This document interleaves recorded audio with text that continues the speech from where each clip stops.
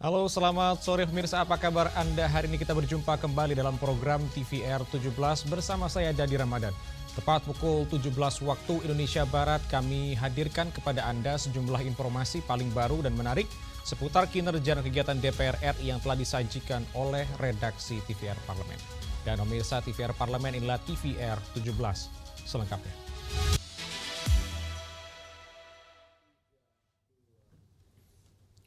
Anggota Komisi 6 DPR RI mendesak pemerintah dan BUMN siapkan langkah strategis untuk melindungi arus ekspor impor Indonesia di tengah negosiasi tarif Amerika Serikat.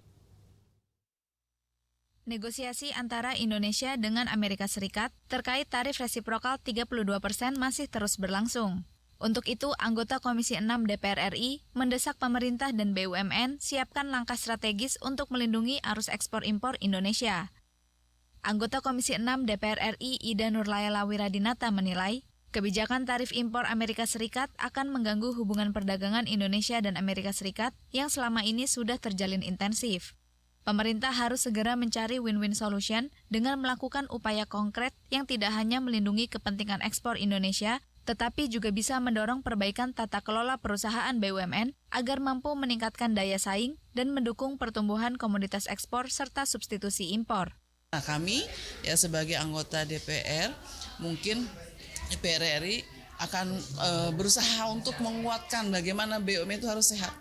Kemudian mengevaluasi bagaimana harus sehat itu sendiri, tentunya ada beberapa pertemuan berkomunikasi, kemudian melakukan penekanan, dalam artian bukan menyalahkan ya, kita mencari win-win solution.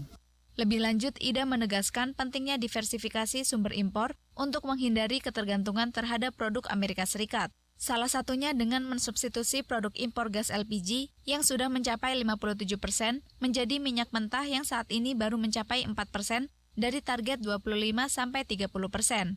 Sehingga diharapkan melalui diversifikasi impor dapat mengurangi resiko dan gangguan pada rantai pasokan atau perubahan kondisi ekonomi global.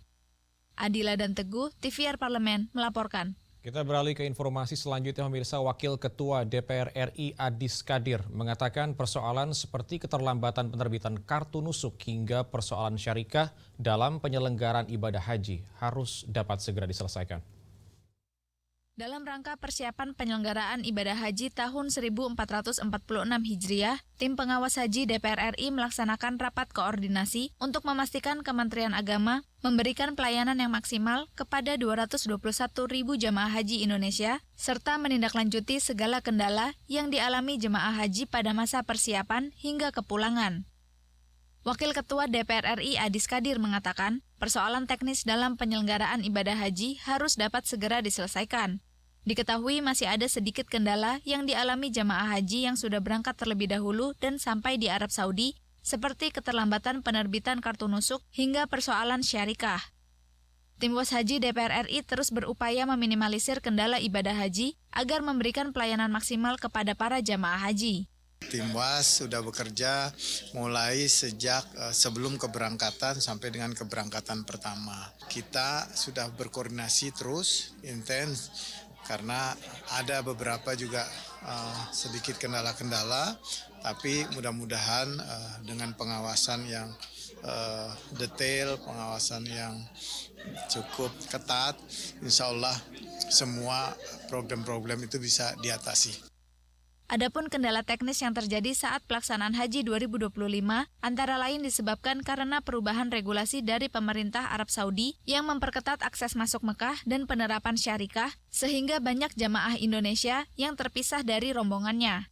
Untuk itu, DPR RI ingatkan Kemenak untuk segera menyelesaikan persoalan teknis, mengingat masih ada pemberangkatan dari kloter lain dari Indonesia. Andri, TVR Parlemen, melaporkan.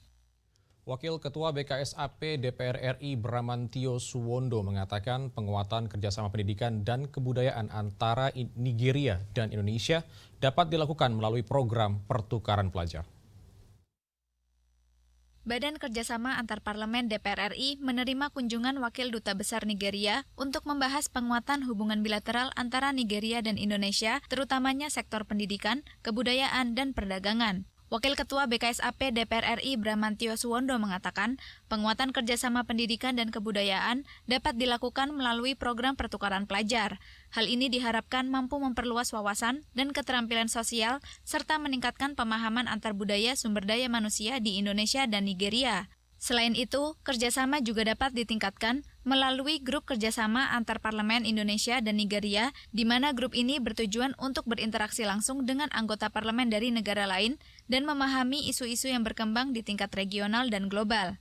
Kami ingin memperkuat hubungan bilateral antara kedua negara dengan platformnya adalah grup friendship ataupun grup kerjasama antar parlemen. Tadi kami menyampaikan keinginan kita untuk bisa memiliki hubungan yang lebih dekat, komunikasi yang terbuka dengan parlemen Nigeria. Tadi isu yang kami angkat juga salah satunya adalah berkenaan dengan pendidikan dan juga pertukaran kultur. Dengan kita mendorong pertukaran pelajar, ini juga akan mendorong juga pertumbuhan juga pertukaran dari kultur Nigeria dan Indonesia. Melalui pertemuan ini, Indonesia dan Nigeria juga berkomitmen untuk memperkuat hubungan perdagangan kedua negara.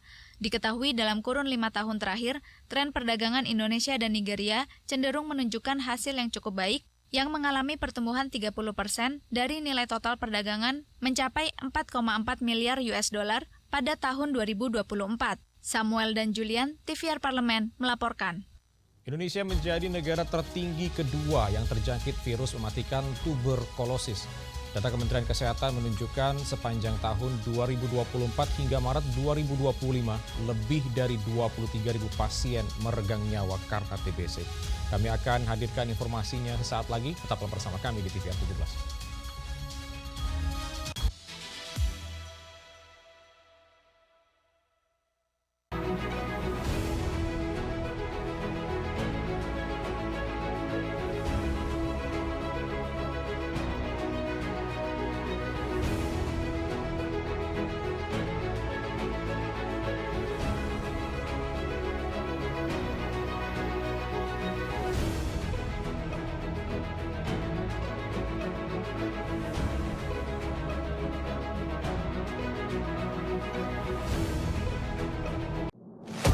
Bapak Ibu ini kan orang-orang pintar setaunya saya di Kemendikbud. Ya, hakim yang memutuskan vonis bebas mereka sakit semua. Kalau memang ada yang terlibat, langsung pecat Pak, langsung beri sanksi. Usulkan. Saya sudah.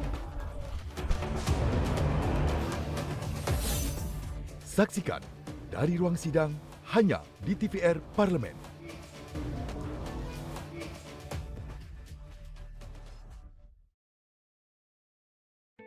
Selamat datang di Biro Pemberitaan Parlemen. Anda memasuki kawasan zona integritas menuju wilayah bebas dari korupsi atau WBK dan wilayah birokrasi bersih dan melayani atau WBBM. Biro Pemberitaan Parlemen berkomitmen penuh untuk mewujudkan wilayah bebas korupsi dan wilayah birokrasi bersih dan melayani. Komitmen kami, pejabat dan jajaran memiliki komitmen tinggi untuk mewujudkan WBK dan WBBM melalui reformasi birokrasi, khususnya dalam hal pencegahan korupsi dan peningkatan kualitas pelayanan publik. Kedua, bebas dari korupsi dengan terwujudnya wilayah bebas korupsi atau WBK, yang artinya bebas dari KKN, gratifikasi dan dari segala bentuk pungutan liar atau pungli. Terakhir, pelayanan prima dengan terwujudnya wilayah birokrasi bersih melayani, yaitu dengan meningkatnya kualitas pelayanan publik dan tercapainya kepuasan masyarakat terhadap pelayanan.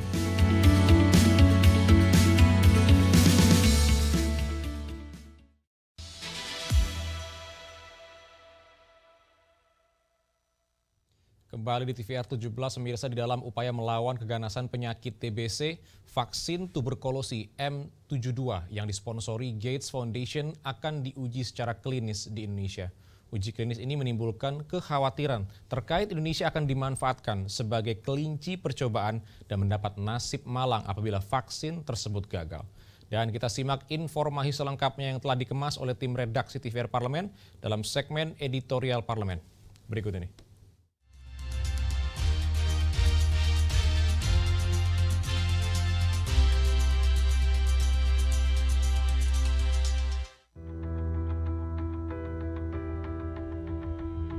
Indonesia menjadi negara tertinggi kedua yang terjangkit virus mematikan tuberkulosis.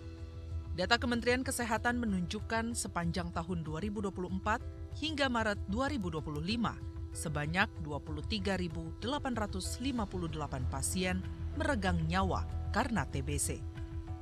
Dari jumlah pasien terjangkit mencapai total 1 juta lebih kasus hingga Maret 2025. Data penyebab kematian akibat TBC pun beragam. Sebagian besar pasien meninggal karena tidak terdiagnosis, terlambat diobati, dan memiliki komorbiditas. Hal ini menunjukkan keganasan penyakit TBC bila tidak ada penanganan serius dari pemerintah. Di dalam upaya melawan keganasan penyakit TBC, vaksin tuberkulosis M72 yang disponsori Gates Foundation akan diuji secara klinis di Indonesia.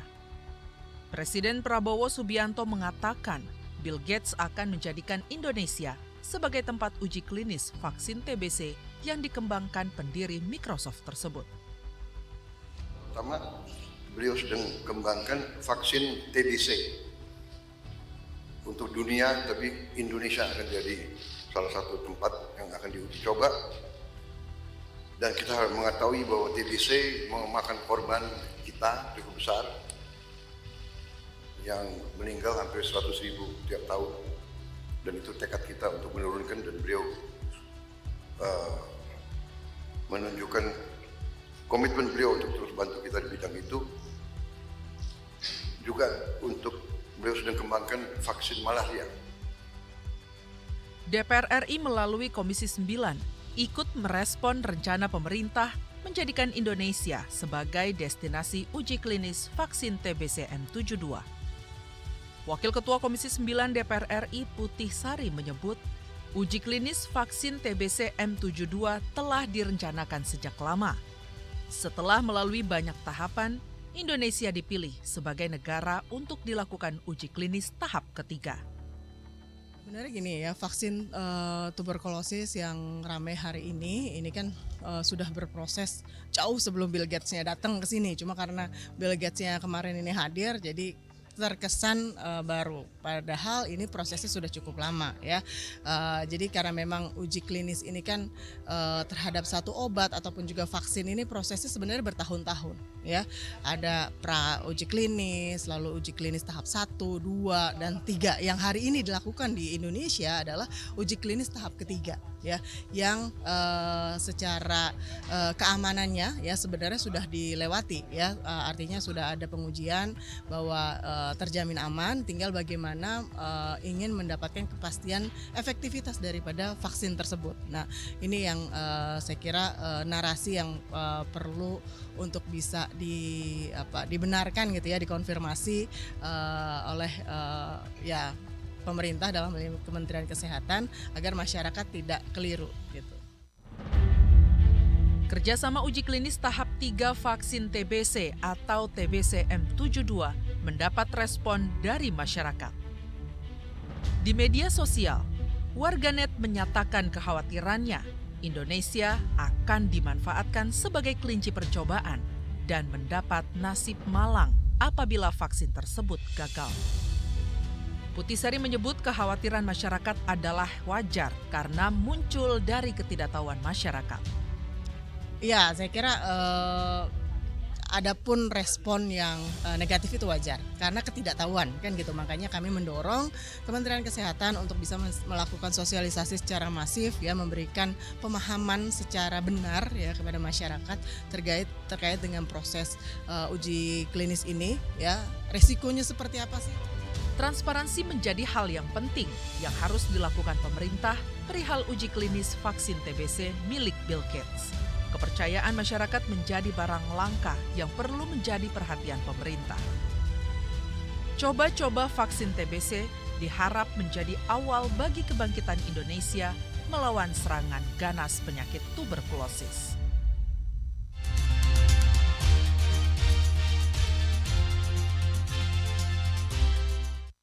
Aksi premanisme kembali mencuat dan meresahkan masyarakat. Dari pungutan liar di jalanan hingga intimidasi di pusat-pusat keramaian dan premanisme terhadap sejumlah industri yang berdampak pada kaburnya investor untuk berinvestasi di Indonesia. Informasi selengkapnya akan kami hadirkan saat lagi, tetaplah bersama kami di TVR 17.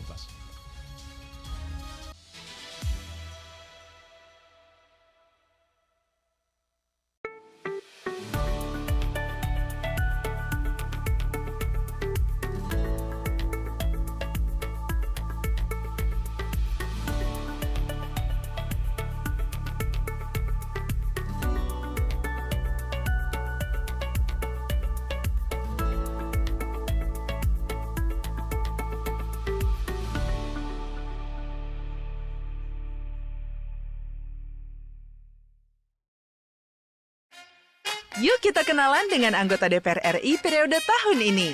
Dari depan kursi, di balik kursi, gini, di balik kursi. Aku ingin menjadi sesuatu yang mungkin bisa kau rindu. Acap kahiji, rukun sakabehna. Gitulah pokoknya nama. Semakin penasaran kan bagaimana kiprah karir politiknya? Hanya di TVR Parlemen.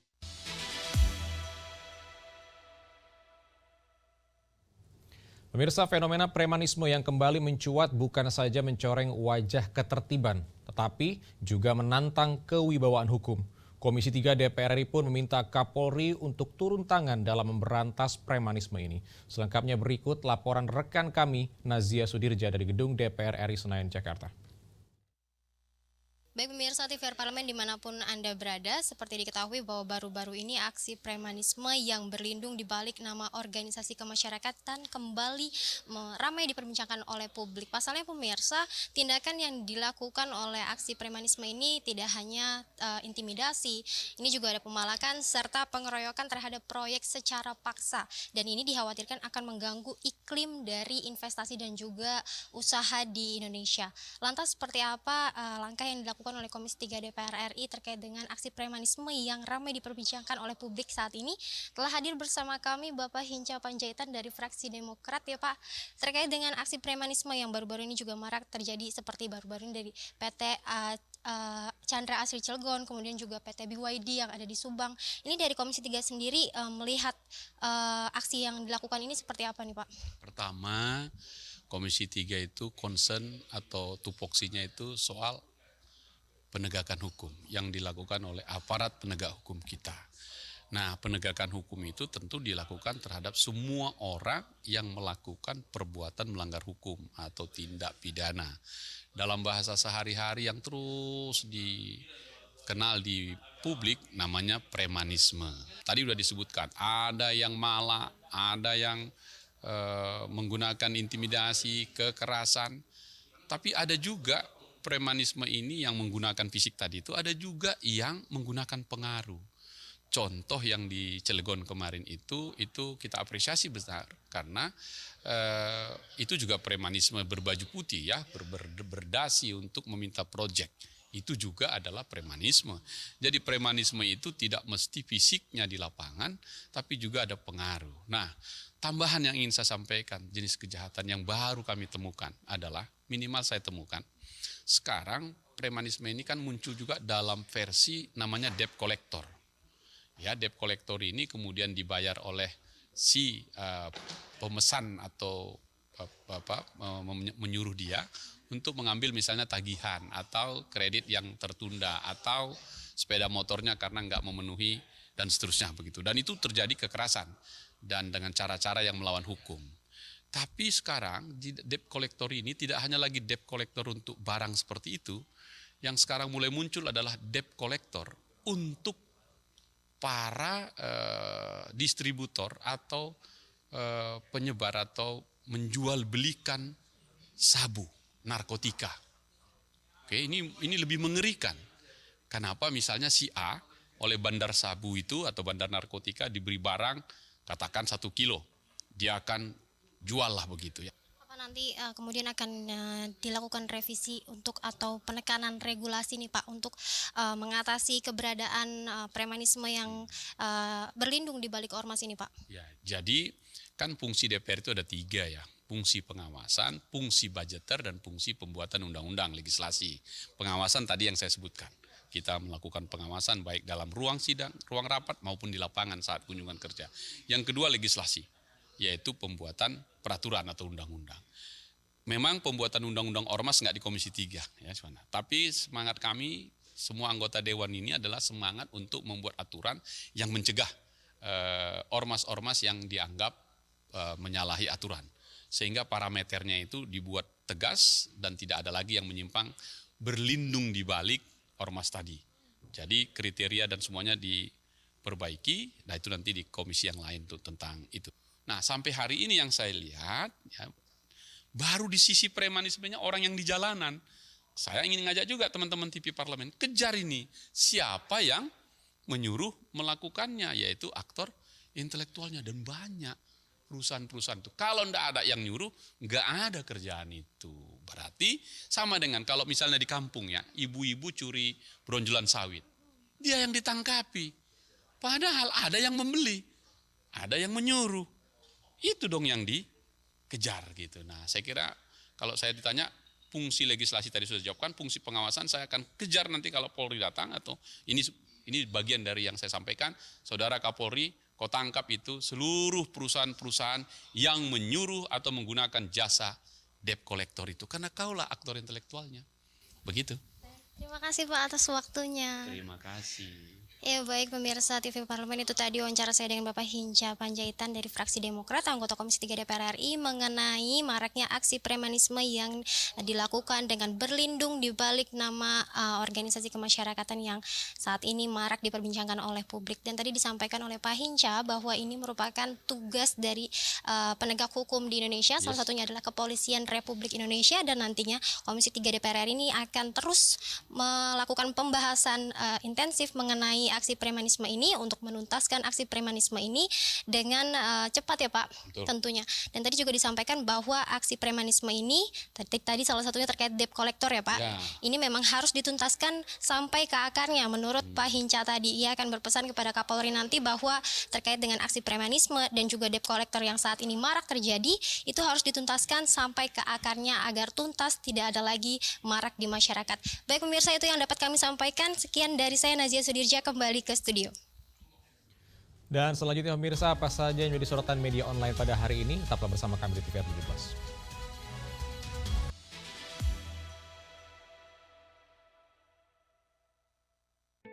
Selamat datang di Biro Pemberitaan Parlemen. Anda memasuki kawasan zona integritas menuju wilayah bebas dari korupsi atau WBK dan wilayah birokrasi bersih dan melayani atau WBBM. Biro Pemberitaan Parlemen berkomitmen penuh untuk mewujudkan wilayah bebas korupsi dan wilayah birokrasi bersih dan melayani. Komitmen kami, pejabat dan jajaran memiliki komitmen tinggi untuk mewujudkan WBK dan WBBM melalui reformasi birokrasi, khususnya dalam hal pencegahan korupsi dan peningkatan kualitas pelayanan publik. Kedua, bebas dari korupsi dengan terwujudnya wilayah bebas korupsi atau WBK, yang artinya bebas dari KKN, gratifikasi dan dari segala bentuk pungutan liar atau pungli. Terakhir, pelayanan prima dengan terwujudnya wilayah birokrasi bersih melayani, yaitu dengan meningkatnya kualitas pelayanan publik dan tercapainya kepuasan masyarakat terhadap pelayanan.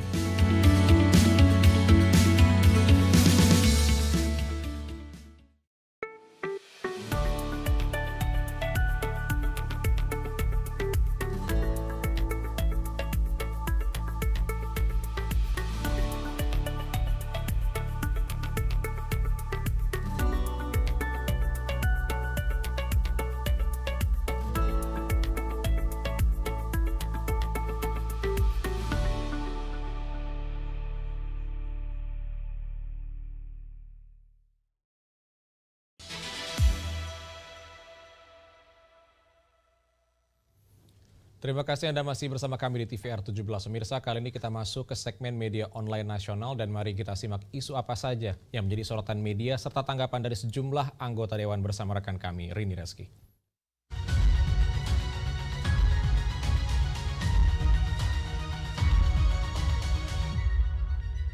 Baik, terima kasih rekan Dadi dan selamat sore pemirsa. Kita masuk ke segmen media online. Kita masuk ke berita pertama yang menjadi headline di media online pada hari ini, yaitu mengenai Nasir Jamil yang mendorong perlindungan penyandang disabilitas dalam revisi Undang-Undang KUHP. Kita lihat pemirsa ke layar kaca.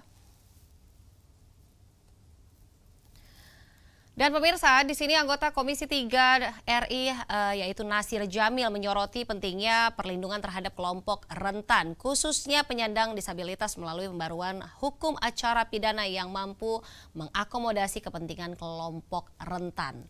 Di sini DPR RI mengapresiasi masukan dari Komisi Nasional Disabilitas sejalan dengan prinsip prinsip United Nations Convention on the Right of Persons with Disabilities terkait perjanjian internasional yang bertujuan untuk melindungi dan juga memajukan hak-hak penyandang disabilitas.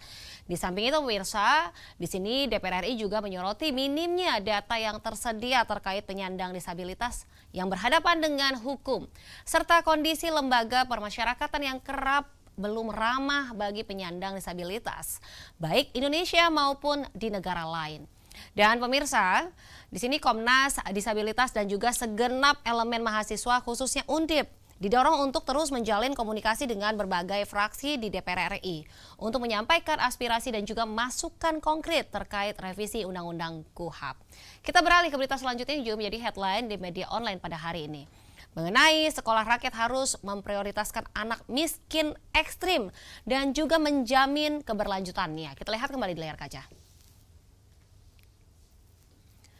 Dan di sini pemirsa, banyaknya media yang berkomentar dan salah satunya anggota Komisi 8 DPR RI yaitu Ahmad yang menyatakan dukungannya terhadap program sekolah rakyat yang digagas Presiden Prabowo Subianto di bawah naungan Kementerian Sosial. Tentunya program ini menjadi bagian dari pelaksanaan Instruksi Presiden Nomor 4 Tahun 2025 tentang percepatan penghapusan kemiskinan ekstrim. Dan sekolah rakyat dinilai memiliki potensi besar dalam membentuk karakter anak-anak melalui pendidikan yang terstruktur dan juga disiplin selama 12 tahun. Melalui pendidikan yang menyentuh langsung masyarakat miskin ekstrim, sekolah rakyat dapat melahirkan generasi pemimpin bangsa yang berkarakter dan juga memiliki jati diri Indonesia. Dan di sini pemirsa, sistem pendidikan yang dirancang perlu menjamin keberhasilan output, tidak hanya dari segi akademik, tetapi juga dari pembentukan karakter kebangsaan.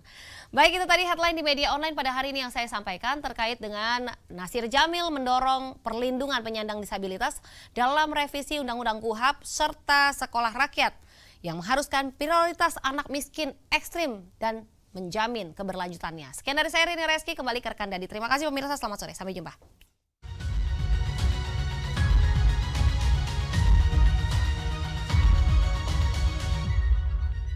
Baik, terima kasih rekan Rini yang telah menyampaikan sejumlah update sorotan dari media online nasional pada hari ini. Dan segmen media online tadi sekaligus menutup program TVR 17 edisi sore hari ini. Saya Dadi Ramadan beserta seluruh kru TVR Parlemen yang bertugas mengucapkan terima kasih dan pamit undur diri dari hadapan Anda. TVR Parlemen, referensi Indonesia. Selamat sore.